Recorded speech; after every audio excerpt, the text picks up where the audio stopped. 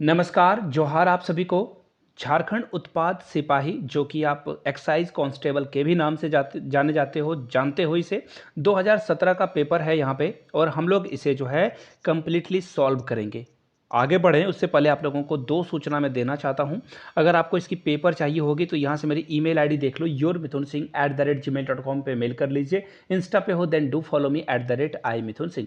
वहाँ से आप ये पेपर सिर्फ 21 रुपये में ले सकते हो। आपको ये 21 रुपये में पेपर मिल जाएगा। साथ में झारखंड जीके के और भी जो क्वेश्चंस आए हुए हैं एग्जाम में वो भी आपको फ्री ऑफ कॉस्ट अवेलेबल करा दिया जाएगा। तो yourmithunsingh@gmail.com पे मेल कर दीजिए। इंस्टा पे हो then do follow me @iMithunSingh।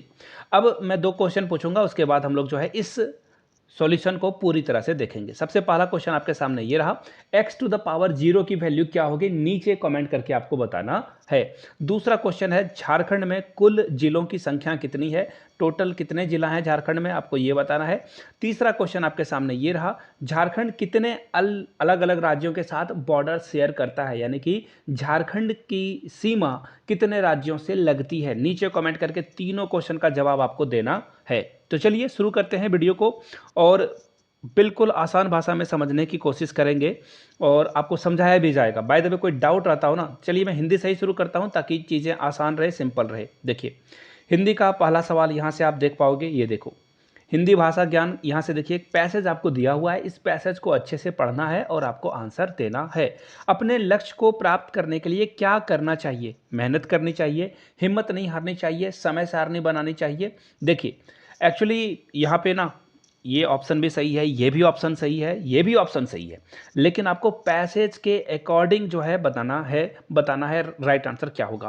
तो यहाँ से अगर आप देखो, संयम और समय सारणी के समय के सदुपयोग को सार्थक करते हुए, यानी कि समय के अनुसार आपको दिनचर्या बनाकर उसका पालन करना है। यहाँ से देखिए इसका आंसर आपको इस लाइन में दिख जाएगा।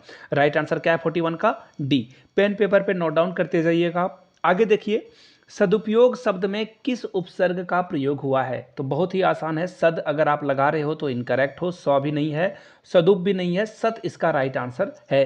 तो अच्छे से देखिए, अब आपके लिए क्या आइडिया आया, उपसर्ग को अच्छे से आपको पढ़ लेना है। उपसर्ग के पूरे जितने भी क्वेश्चन बनते हैं ना, सबको देख लीजिए, सबके नियम कायदे कानून को पढ़ लीजिए। आगे देखिए, समय किसको महत्व देता है, समय किसको महत्व देता है, जो समय की वैल्यू करता है। सीधी सीधी बात है। देखिए ऑप्शन कौन सा है देख लेते हैं।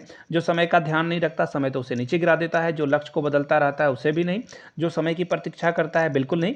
राइट आंसर देखो बी है, जो समय के महत्व को समझता है, समय उसके महत्व को समझता है। इसका भी राइट आंसर बी ही होगा। आगे देखिए, उपयुक्त गद्यांश की सर्वाधिक जो उपयुक्त शीर्षक है वो आपको बताना है। तो देखिए अगर आप इस पूरे गद्यांश को पढ़ोगे तो आपको क्या पता चलेगा कि समय का सदुपयोग करने के बारे में पंक्तियों में कहा गया है। समय का सदुपयोग जो करेगा वो आगे बढ़ेगा। इसका राइट आंसर क्या होगा, ऑप्शन नंबर डी। चलिए आगे बढ़ते हैं।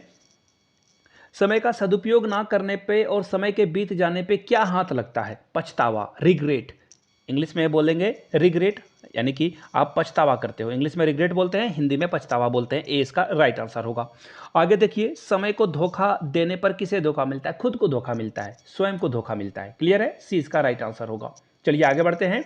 जिन शब्दों में परिवर्तन नहीं होता है, यानी कि जिस पे लिंग, वचन, पुरुष, काल यानी कि समय का प्रभाव नहीं पड़ता है, उसे अव्यय कहते हैं, जैसे इसीलिए वगैरह वगैरह। राइट आंसर क्या होगा आपका, ऑप्शन नंबर बी, अव्यय is the right answer. Clear हो गई बातें। चलिए आगे देख लेते हैं। निम्नलिखित वाक्य के जो खाली स्थान है ना, उस पर आपको एक शब्द चुनना है, एक जो है प्रसर्ग चुनना है। सड़क डैश से नहीं चलना चाहिए, तो सड़क पर नहीं खेलना चाहिए। इसका राइट आंसर क्या होगा, ऑप्शन नंबर सी इसका राइट आंसर हो जाएगा। क्या होगा, ऑप्शन नंबर सी। आगे बढ़ेंगे। पक्षी उड़ रहे हैं, आपको बताना है इनमें से कौन सी क्रिया है। पक्षी उड़ रहे हैं, इनमें से क्या है, ये सकर्मक नहीं है, ये अकर्मक क्रिया है। ये कौन सी क्रिया है, अकर्मक क्रिया, यानी कि ऑप्शन बी इसका राइट आंसर हो जाएगा। चलिए आगे बढ़ते हैं। अथा शब्द में प्रयुक्त उपसर्ग है। देखिए एक ऊपर में भी उपसर्ग से क्वेश्चन आया हुआ था, आप लोगों ने अगर ध्यान दिया होगा तो आपको पता होगा। अथा शब्द में कौन सा उपसर्ग है, उपसर्ग है। क्लियर हो गई बातें। चलिए आगे देखते हैं।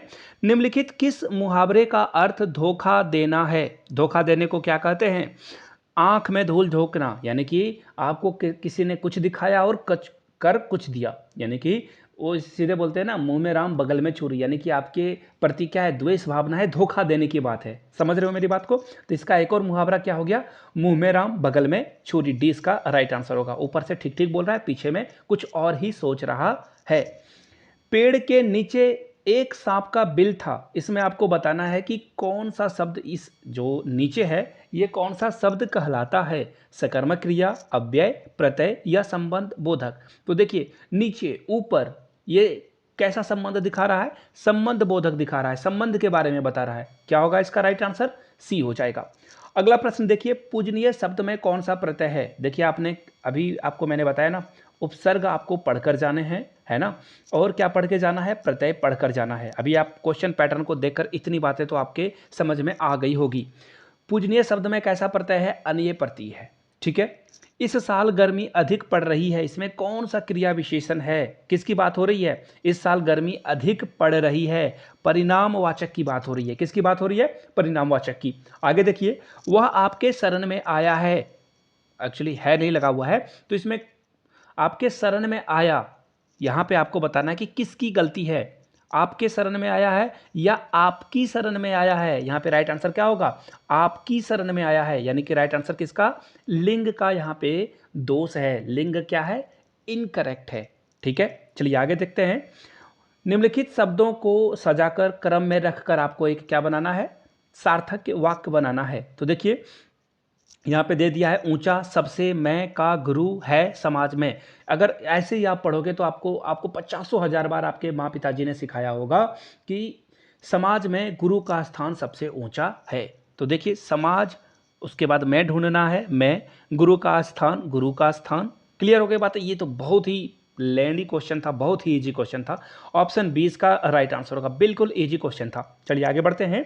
निम्नलिखित शब्दों में अशुद्ध वर्तनी यानी कि कौन सा गलत लिखा हुआ है उसको ढूंढना है, उसको चुनना है। घनिष्ठ, समिति, साप्ताहिक, अभिज्ञ। तो देखिए साप्ताहिक भी सही लिखा हुआ है, घनिष्ठ भी और समिति भी सही लिखा है, अभिज्ञ इसका जो है गलत तरीके से लिखा गया है, डी इसका राइट आंसर होगा।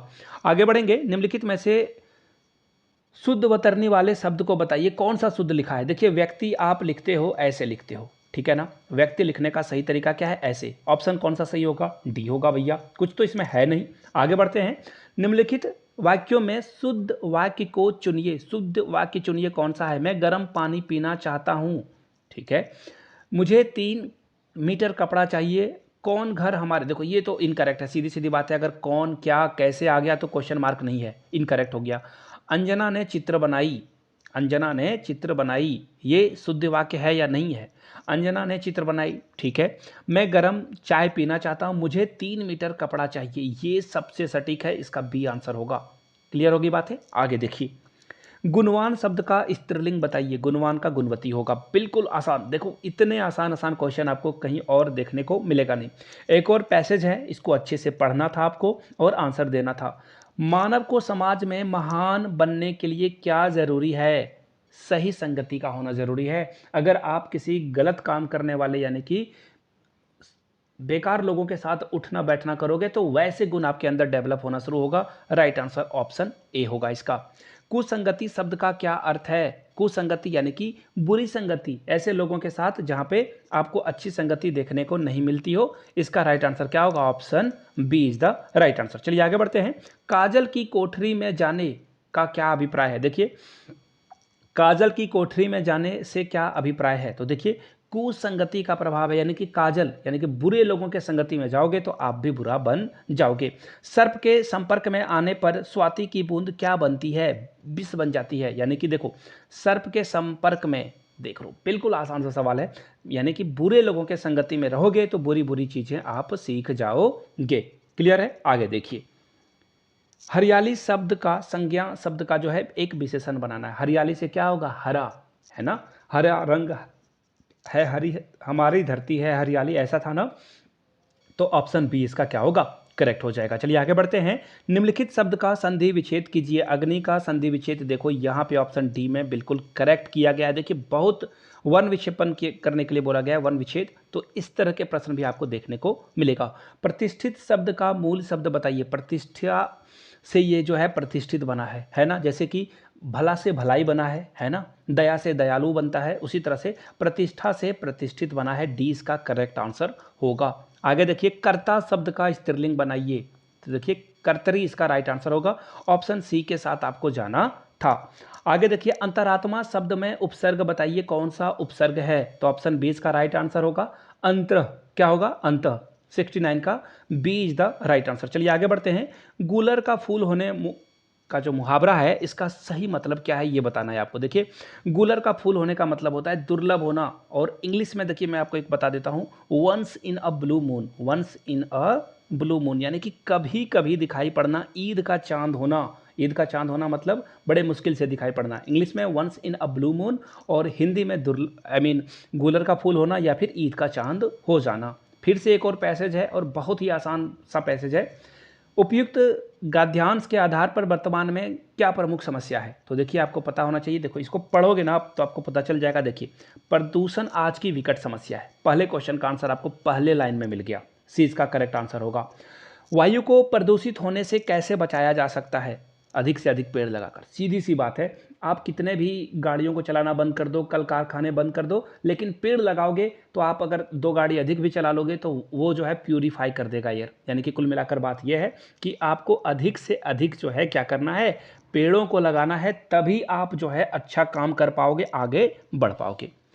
कारखानों आदि के हानिकारक पदार्थ कहाँ डाले जाते हैं, देखिए आपने बचपन में ये कहानी सुनी होगी, है ना, कि जो कारखाने से गंदगियाँ निकलती है ना, वो कहाँ जाती है, वो जाती है नदी नालों में। जी हाँ, नदियों में मिला दिया जाता है। लॉकडाउन में आपको याद होगा कि गंगा के सफाई में सरकार ने हजारों लाखों करोड़ खर्च किए, लेकिन नदी साफ नहीं हुई। बट हुआ क्या, कारखाने से जो है गंदगी निकलना बंद हो गई और गंगा खुद साफ हो गई। ठीक है, क्लियर हो गई बातें। तो इन चीज़ों पे ध्यान रखना है, ऐसे भी कॉमन सेंस आपको जो है देखना पड़ेगा। आगे देखिए अगले क्वेश्चन की ओर। आंतों की बीमारियां क्यों हो जाती है, आंतों की बीमारियां क्यों हो जाती है। अगर आप गंदा पानी पियोगे तो आपको आंतों की बीमारियां हो जाएगी, दूषित जल पीने से ये प्रॉब्लम हो जाएगा। क्लियर है, सी के साथ आपको जाना था। जो 15 दिन में एक बार आता है, अगर आप अमावस्या और पूर्णिमा को ध्यान में देखोगे तो आपको ये पता चलेगा, और ठाकुर प्रसाद के कैलेंडर में देखोगे तो उसे पाक्षिक बोला जाता है, यानी कि जो 15 दिनों में एक बार होता है उसे पाक्षिक बोलते हैं।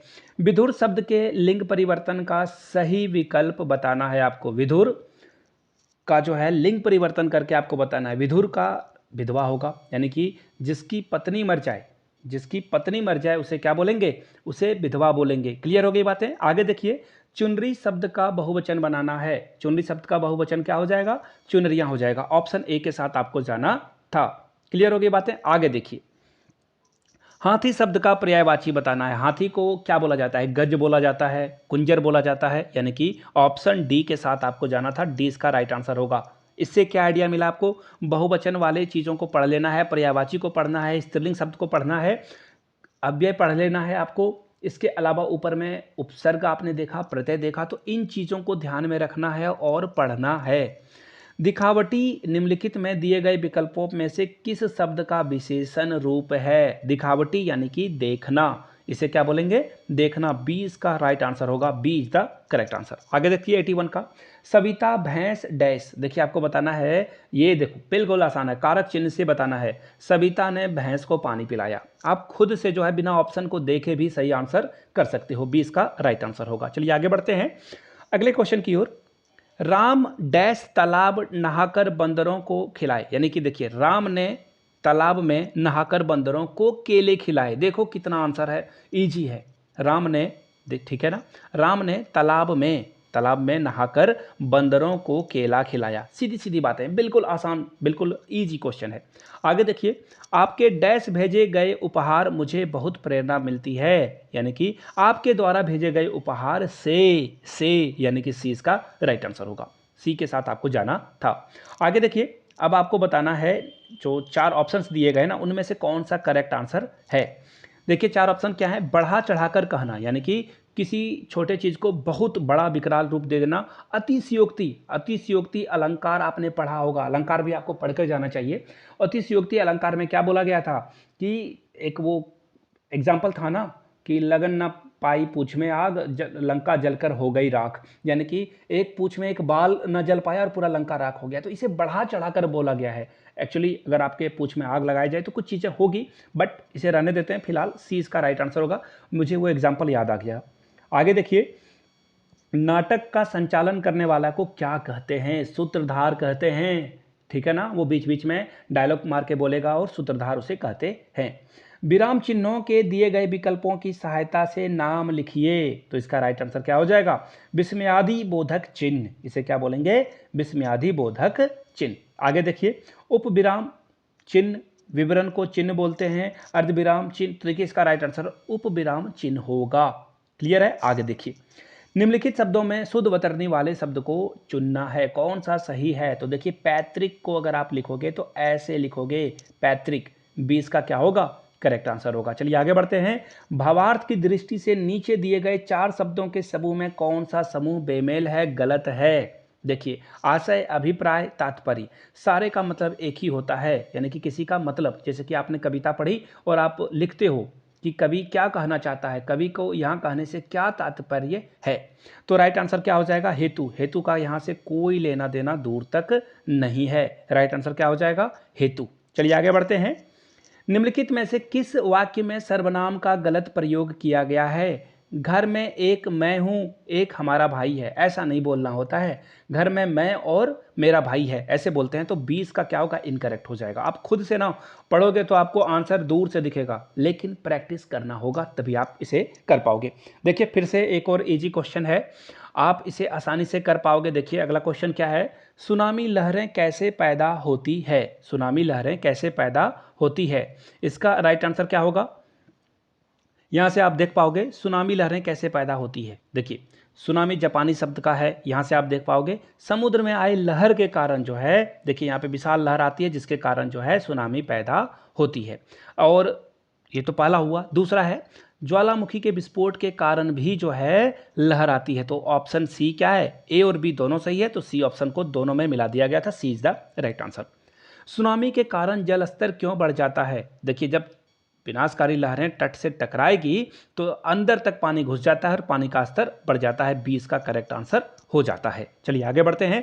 सुनामी किस भाषा का शब्द है? अभी आपने पढ़ा, पहले में देख लो, यहाँ पे जापानी शब्द का अर्थ है। यानी कि राइट आंसर क्या होगा आपका? ऑप्शन बी, जापानी के साथ आपको जाना था। सुनामी शब्द का अर्थ क्या है? ज्वारीय लहरें। यहां से अगर आप देखोगे, देखो यहां भी बिल्कुल कितना इजी क्वेश्चन है। देखो, ज्वारीय लहरें, पहले ही लाइन में 2 क्वेश्चन का आंसर इन्होंने दे रखा है। अब बताओ इससे इजी और क्या ही होगा।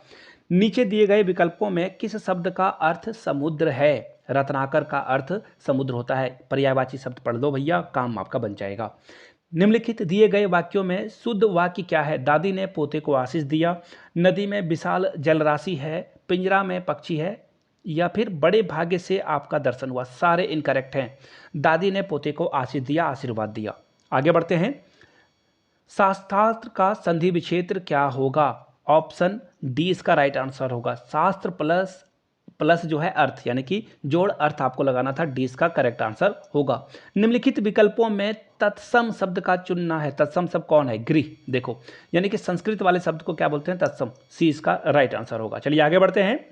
निम्नलिखित शब्दों में से तत्सम फिर से चुनना है। देखिए, चांद, कान, दही या पूर्ण। देखिए, पूर्ण को आप जो है पूरा भी बोलते हो, लेकिन संस्कृत का शब्द है पूर्ण। चलिए आगे बढ़ते हैं अगले क्वेश्चन की ओर।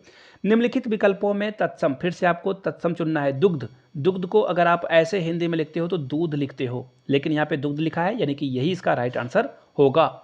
अब देखिए, इन शब्दों को मिलाकर वर्ण विच्छेद करके आपको ऐड करना है। राइट आंसर क्या हो जाएगा? पुस्तक बनेगा। इससे क्या बनेगा? पुस्तक। अमृत का जो है पर्यायवाची शब्द बताना है। अमी। अमी यानी कि अमृत को अमी भी बोलते हैं। शेर को क्या कहा जाता है? शेर का पर्यायवाची शार्दुल कहा जाता है। शेर को शार्दुल ठाकुर, वो लॉर्ड बोलते हैं ना क्रिकेट में, वो शार्दुल को शेर कहा जाता है। नीचे वर्ग में दिए गए विकल्पों से तत्सम शब्द का चयन कीजिए। तत्सम शब्द का आपको चयन करना है। तो देखिए इसका राइट आंसर क्या होगा? ज्येष्ठ। क्या हो जाएगा? ज्येष्ठ। आगे बढ़ते हैं। आलस्य शब्द का विलोम क्या है? आलस्य शब्द का विलोम क्या हो जाएगा? उल्टा पूछा है। स्फूर्ति, यानी कि ताजगी, आपके अंदर जो है जोश आ गया है। निम्नलिखित विकल्पों में 3 शब्दों का अर्थ एक ही है और एक अलग है। तो देखिए, रन मतलब लड़ाई, संग्राम मतलब भी लड़ाई, समर मतलब भी लड़ाई, हेम मतलब लड़ाई नहीं होता है। सी इसका राइट आंसर हो जाएगा। चलिए आगे बढ़ते हैं। निम्नलिखित विकल्पों में 3 शब्दों का एक ही अर्थ है, आपको बताना है कि एक कौन अलग है। निरंतर, अविरत यानी कि लगातार, सतत यानी कि कंटिन्यूअस प्रोसेस। लेकिन डी इसका राइट आंसर। रमणीय मतलब होता है बहुत ही अच्छा। रमणीय मतलब क्या होता है?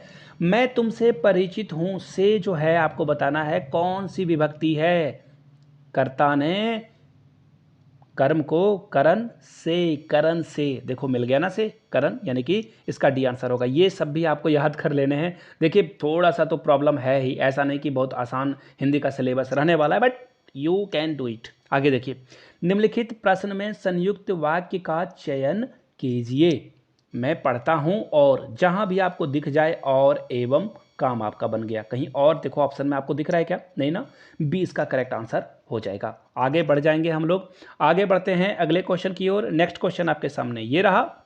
अगला प्रश्न, सभा शब्द में कौन सी संज्ञा है? देखिए हिंदी के कुछ ही क्वेश्चन बचे हैं, उसके बाद इंग्लिश का जो है अलग से एक डेडिकेटेड वीडियो बन जाएगा। अगर आपको इंग्लिश की वीडियो चाहिए तो नीचे कमेंट कीजिएगा इंग्लिश, और मैं इंग्लिश के ऊपर एक वीडियो बना दूंगा। 5 क्वेश्चन और 6 क्वेश्चन रह गए, मैं कर लेता हूं उसे। देखिए, निम्नलिखित प्रश्न में से संयुक्त वाक्य मैंने बता दिया आपको। सभा शब्द में कौन सी संज्ञा है? सभा यानी कि बहुत सारे लोग आएंगे, नेता और बहुत सारे लोग आएंगे, यानी कि समूह की बात हो रही है। किसकी बात हो रही है? समूह की। गिरा, अली, कर, अर्क शब्द के क्या अर्थ हैं? देखिए गिरा का मतलब सरस्वती, अली का मतलब सहेली, कर मतलब आप बोलते हो ना, वो सरस्वती शिशु मंदिर में जिन्होंने पढ़ाई करी है उन्हें पता होगा, वो एक वंदना आती थी सुबह उठ कर, आपको ये करना चाहिए। तो राइट आंसर क्या हो जाएगा? अर्क मतलब घड़ा होता है। ऑप्शन ए के साथ आपको जाना था। नीलकंठ में कौन सा समास है? नीला है कंठ जिसका, किसकी बात हो रही है? शिव की बात हो रही है, भगवान शिव की बात हो रही है। बहुब्रीहि समास हो जाएगा। बोलेगा कुछ हो जाएगा किसी के बारे में। लंबा है उधर जिसका, लंबोदर। बात किसकी हो रही है? गणेश जी की। चलिए आगे बढ़ते हैं।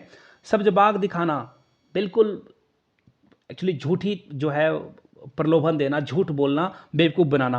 राइट आंसर आपका क्या हो जाएगा? Option D. आगे बढ़िए। व्यायाम का संधि विच्छेद करना है तो वी जोड़ आयाम इसका सही आंसर होगा। हिंदी में कितने स्वर हैं? 11। व्यंजन कितने हैं? 33। देखो ये दोनों नहीं, ये देखो ये बी नंबर इसका राइट आंसर होगा। बी के साथ आपको जाना था। आगे बढ़ेंगे। विश्व में सर्व शांति होनी चाहिए, तो देखिए इसके जगह पे अशुद्ध शब्द के जगह सर्व नहीं, सर्वत्र, सर्वत्र यानी कि हर जगह पे। ठीक है। महात्मा का बताना है, महाजोड़ आत्मा। देखो कितना आसान है, बिल्कुल क्लियर। डी इसका राइट आंसर होगा। निम्नलिखित शब्द में 4 शब्द दिए गए हैं, 3 पुल्लिंग है और एक स्त्रीलिंग है। स्त्रीलिंग को पहचानना है। मेरी पुस्तक दे दो, मेरी पुस्तक लौटा दो, है ना। ये मेरी पुस्तक है, बार बार मैंने क्या कहा? मेरी मेरी मेरी पुस्तक मेरी है। ए इसका राइट आंसर होगा। पुस्तक क्या है? स्त्रीलिंग है। अतिवृष्टि का विलोम क्या होगा? अतिवृष्टि का विलोम होगा अनावृष्टि। अतिवृष्टि मतलब बहुत ज़्यादा बारिश होना, अनावृष्टि मतलब बहुत कम बारिश होना। लुटिया का शब्द का जो है बहुवचन बनाना है, लुटियाँ। कितना आसान है, 20 का राइट आंसर होगा। अब देखिए जिनको इंग्लिश के क्वेश्चन चाहिए, देखिए मैंने इंग्लिश का भी यहाँ से आपको मैं दिखा दूँ। इंग्लिश के क्वेश्चन का भी सॉल्यूशन आपको वीडियो मिल जाएगा टेलीग्राम चैनल पे। एक्चुअली इस पे जो है आपको अपडेट वहाँ से मिल जाएगा। डिस्क्रिप्शन बॉक्स में देखिएगा, अगर वीडियो बाद में आएगी तो डिस्क्रिप्शन बॉक्स से एक बार चेकआउट कर लीजिएगा। इंग्लिश की लिंक आपको वहाँ मिल जाएगी। सामान्य ज्ञान का भी वीडियो का एक्सरसाइज प्रीवियस ईयर पेपर का सॉल्यूशन मिल जाएगा, और सिलेबस की भी वीडियो का भी लिंक आपको डिस्क्रिप्शन बॉक्स में जरूर मिल जाएगा। ढूंढ लीजिएगा, अपने दोस्तों तक इस वीडियो को पहुंचाइए। और प्रीवियस ईयर क्वेश्चन पेपर के लिए यहाँ से मेरी ईमेल आईडी देख लो, yourmithunsingh@gmail.com पे मेल कर लीजिए। इंस्टा पे हो then do follow me @iMithunSingh। और ओनली कितना पे करना है? 21 rupees. Previous year question paper मिल जाएंगे, साथ में और भी जो हिंदी वगैरह जो कॉमन है, झारखंड जी के सामान्य ज्ञान, वो भी आपको फ्री ऑफ कॉस्ट अवेलेबल करा दिया जाएगा। वीडियो को यहाँ तक देखने के लिए बहुत बहुत शुक्रिया। इस वीडियो को लाइक कर दें, अपने दोस्तों, रिश्तेदारों, सहेलियों तक इस वीडियो को जरूर पहुँचाएं। Thank you so much for watching this video. Have a good day.